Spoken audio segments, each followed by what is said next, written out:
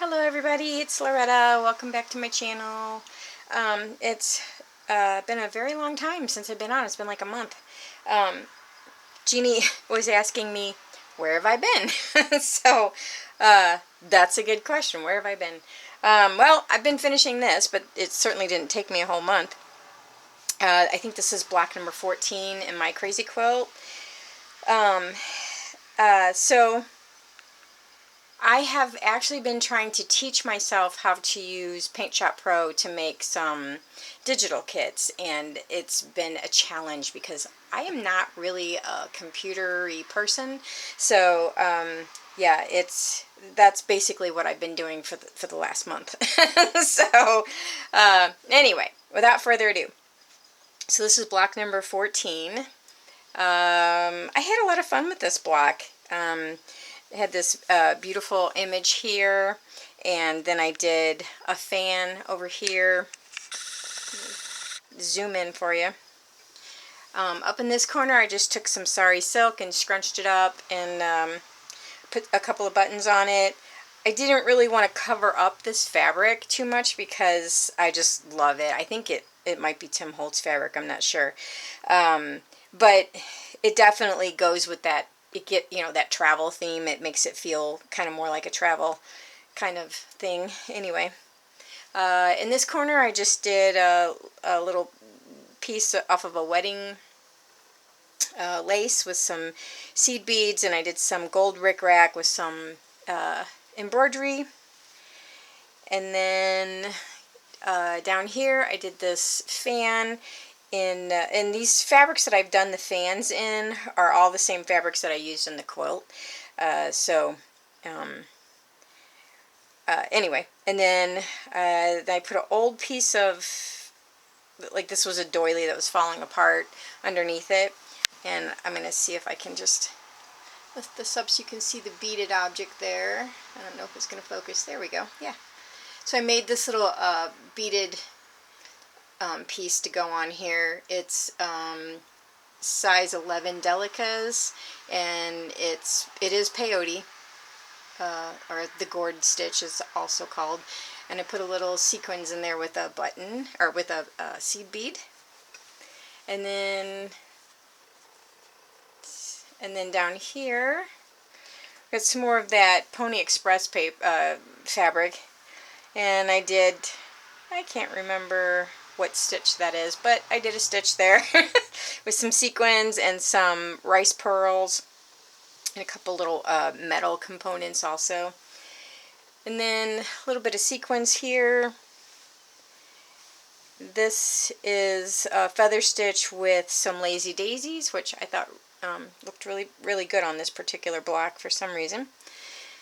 And then this, I can't remember where I got this, but I bought that. And I have this butterfly applique here that I think I got from my friend Nikki. And then down in this corner I did some yo-yos with just some beads, and I put a pink pearl in the middle of all three of the yo-yos. It's really funny because I just found this other channel where the woman's doing Sew for the Soul, I think it is. I followed it from Jeanette's channel, and she calls these yo-yos Suffolk Puffs.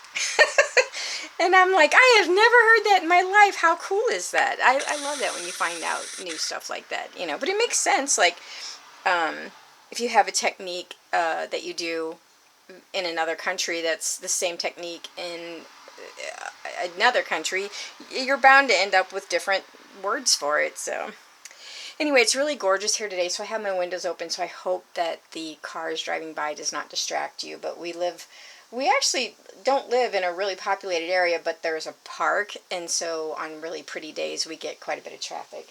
So the next block is this one. This will be block number 16. Haven't decided what I'm going to do with it yet, but it should be fun. Anyway, so real quickly before my battery dies, I just wanted to show you kind of what I've been making for I have no idea what I'm doing with these DigiKits at all. Like none. No idea. But I did these four ladies, sort of Marie Antoinette era. So I took the ladies and did all, the flower in the background and all that kind of stuff.